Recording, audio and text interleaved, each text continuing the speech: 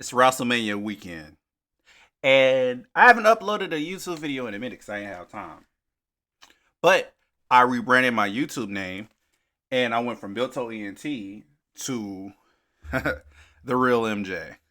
So the content's going to be primarily focused on, wrestling, video games, movies, and TV. Maybe a little bit of NBA Youngboy content. Because some of y'all sub to my NBA Youngboy content, and I'm going to continue posting that. But I may do a new channel just dedicated to NBA Youngboy. So without the blabbling and everything, I want to talk to y'all about WWE and how pro wrestling is cool again and how the spotlight is focused on The Rock and not Roman Reigns. Man, this right here is a championship belt, right? And growing up in pro wrestling, and I know it's a toy belt, people, but growing up watching pro wrestling as a kid, sometimes the champion wasn't always the center of attention. Sometimes we had good champions, sometimes we had bad champions. The center of attention sometimes wasn't always the champ. Sometimes the center of attention was always focused on a particular superstar. And it was also focused on a particular faction. I remember growing up back in the day and looking at WCW and WWE, or back in the day, WWF, and we had DX. Then we had NWO and WCW. Times was so good back in the day. TV 14, chair shots, the first ever tables, ladders, and chairs match with Edge, Christian, and the Hardy Boys made history. And wrestling has been on a downward spiral where it's up and down, left and right, left and right. But with the return of The Rock and Vince McMahon out of the picture, wrestling's dynamic has been the bigger picture instead of the small picture, meaning people are like drawn away from it. It's similar to how we are tired of watching Marvel cinematic movies or DC movies. Back in the day, Marvel and DC movies was so good. Now it's boring. Now we're back in a time where pro wrestling is fucking awesome, it's fucking cool and everything.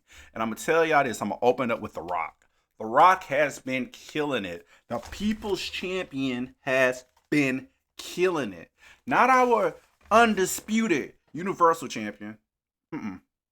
No, not him. Not we're the ones. No. Not the bloodline. Not Roman Reigns. But The Rock individually, single-handedly, is carrying the company. Man, wow. What's this right here I got? Man, this is a backpack right here. You see this backpack right here? Man, it's heavy, right? Kinda, but you get the analogy. The Rock is carrying the WWE on his back without even carrying a championship. And if you're not carrying a championship and you're carrying a company, man, I tell you, screw the title.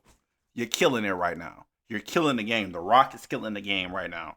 The Rock had to attack Cody Rhodes last week because a lot of us fans love The Rock.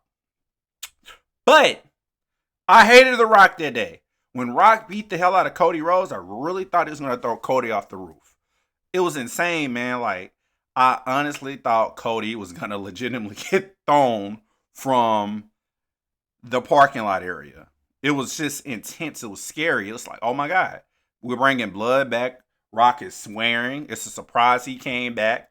Then last Monday on Raw, the current WrestleMania Monday Raw, he literally beat the shit out of Cody and Seth Rollins.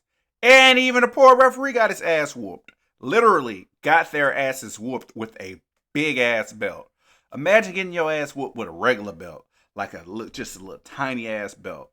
Then out of nowhere, somebody get this big ass, thick ass belt. Like thick like this, the interior of this belt right here, like the back of this. A belt this thick, just smacking you. Shit hurts. And I like it. I like that The Rock is generating a heel heat that we love. Wrestling is literally cool again. Many people said this right here. Everybody I surveyed in my lifetime of 32 years has said this. They said, I don't watch wrestling simply because of two things.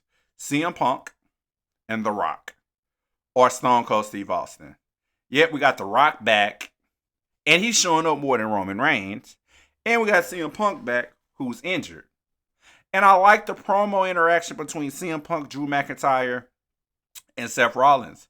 Because these three literally hate each other. And if they don't hate each other anymore, it kind of don't show. But I like the fact that these three guys hate each other, because most of the times when people hate each other in pro wrestling, after a while, they become friends. They become cool. Look at Edge and Matt Hardy. Edge and Matt Hardy hated each other for years due to Lita. Now Edge is happily married and Matt Hardy's happily married. Lita, no. But at the end of the day, a lot of these superstars that genuinely hate each other become friends, because once you, let me say it like this. Growing up, it's not like this these days. Growing up as a kid, you could agree with me on this. When you had an issue with somebody, or somebody had a disagreement with you and they bullied you and they fought you and y'all hated each other, y'all fought that out and y'all became friends. We living in a time now where people are killing and shooting each other. That's another topic for another day. Maybe focus on a different type of YouTube channel, because that's not about crime and black on black crime and violence in the hood or violence amongst people. But that same concept is what I think of pro wrestling, meaning, damn, if this person hate each other, and this person right here hate this person, party A and party B should fight it out. It's going to generate ratings. It's going to generate money, because these two legitimately hate each other. After a while, these two may grow into being cool. Maybe a couple of receipts is going to be checked off, meaning in receipts in pro wrestling terms is basically some real licks is going to be taken care of. A couple botches may occur. Who the fuck knows? But at the end of the day, people, it's amazing that these guys, Drew, CM Punk, and Seth Rollins, hate each other and they're feuding. Hopefully Punk is cleared, but Punk ain't cleared. But if Punk wasn't cleared, Punk versus Seth would have been a good match. I'm not a CM Punk fan. I'm kind of growing to being a fan again. I don't know. But again, if you follow my channel and listen to me, you kind of know that I got mixed feelings on CM Punk, because I just don't trust that guy for some reason. But again, The Rock is carrying the company. Wrestling is becoming very, very cool again. It's becoming more awesome.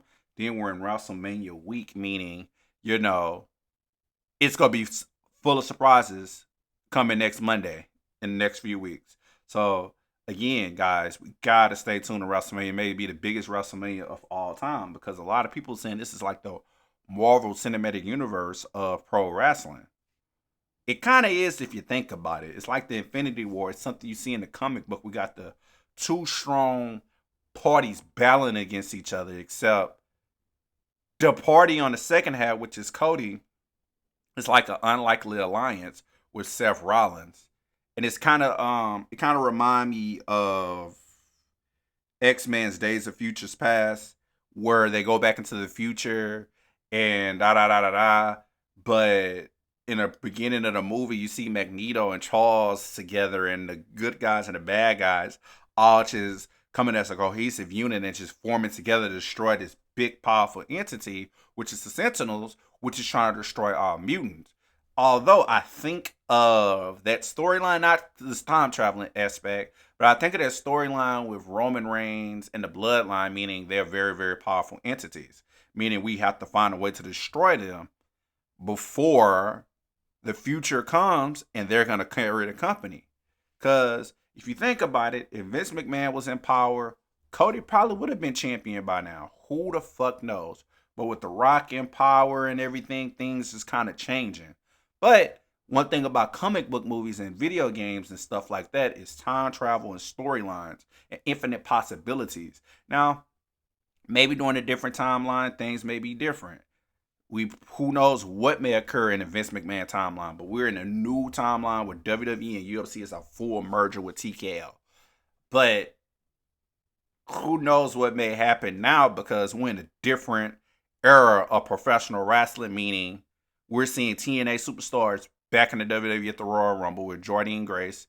We seen I saw a match was supposed a Shayna Baszler versus somebody from AEW or TNA Impact. It was a low budget indie company, but back in the day that wouldn't occur.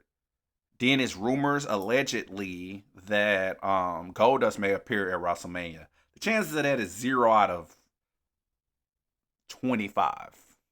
I don't know. It may happen. It may happen, but I highly doubt that may happen. But guaranteed, guaranteed chances, I say 95 out of 100, you're going to see John Cena and Stone Cold Steve Austin help Cody finish his story. I have a huge feeling that's going to happen because of the dirt sheets, but I got a feeling that's going to happen because it's going to make sense. Because if Rock and Roman win night one of WrestleMania, it's kind of, I kind of want them to win, because if they do, it's Bloodline rules. Now think about this for a second. Bloodline rules is anything goes, right? They keep saying if Cody win, it's pick any stipulation. Cody is by the book. Cody is a little bit fair. The bloodline may be banned and this, that, and the fourth. And it may be on paper a little bit boring because we're going to expect it. But if we have a Bloodlines rules match where we know that these assholes is going to be interrupting the match and fucking around, it's going to be good. And Cody should have backup. Win or lose, he should have backup. Because at the end of the day, no matter what, Cody has already won the battle. Simply meaning, if it's Bloodline rules, bro, that means anything goes. Y'all didn't say anything about Bloodline rules is only for Roman Reigns. Bloodline rules can literally be for Cody Rhodes, too. We saw it with Seth Rollins when he beat Solo. Well, it was a draw, to be honest, because that match didn't end. And that's kind of one of my gripes about WWE. When they have stipulation matches and the match don't end, it's an interference, and then they go right off the air. They kind of got to fix that. They got to find a way to finish that, because that happened 2 times in a row tonight. It wasn't a stipulation match, but it happened earlier with Sami Zayn and Big Bronson Reed. Gunther interrupted the match. We didn't get no 10 count. We didn't get no bell. They just cut straight to Gunther beating the shit out of what's his name. Cool. Then last Monday, the main event, it was a no contest, and WWE is doing it a lot. So that's kind of like one complaint with WWE. They got to kind of stop doing that shit where it's either a stipulation match or a regular match, and it's always no contest or something, and it's an interference. But it's going to be awesome to see who's going to come back. People are saying Manu is coming back. Who the fuck is Manu? Manu is from Legacy. The newest Legacy where they broke up, and then I don't know, but Manu is kin to Roman Reigns. I don't know, man. Then it's also rumors that NXT takeover. Oh, I'm sorry, Santa Deliver, that it possibly may be Tonga, the Tonga brothers or whatever. They may debut in NXT. So let me say this: WWE is building something really good on all 3 brands, with Bray Wyatt's stable possibly debuting the Monday after WrestleMania, where Dreadmare, check their YouTube out, of Bo Dallas teased on the Bray Wyatt documentary on the YouTube channel, or either both, that he's returning or something's going to happen after Monday after WrestleMania. Going to be awesome. So let's recycle the Bloodline storyline and delete them and bring back a freaking Ministry of Darkness type stable, a badass dominant stable, and just let them take control of the WWE. Have some refreshing storylines. Have some just refreshing storylines, because Bo Dallas is a 2nd and 3rd generation superstar. So let have him feud with Cody Rhodes. Have some fresh content. Let Braun Strowman, Alexa Bliss, Liv Morgan, Sean, whoever is in his fucking faction, let them shine. Because I feel like it's going to be Joe Gacy, Sean Spears, who's already having a match, Liv Morgan, Alexa Bliss, Bo Dallas, a.k.a. Uncle Howdy, Braun Strowman. I think that's 6 people so far. Maybe bring back Eric Rowan. 7 people right there, man. Bring a dominant-ass faction to the WWE, man. Be better than Judgment Day. Not no gothic guys that like to cheat. Judgment Day to me is still. New Day to me is still. The way I will rewrite the WWE trajectory is I will literally write New Day being healed or them breaking up because New Day needs to be healed. Judgment Day possibly breaking up and Dominic being in the LWO. That'll be pretty good. They kick him out of Judgment Day.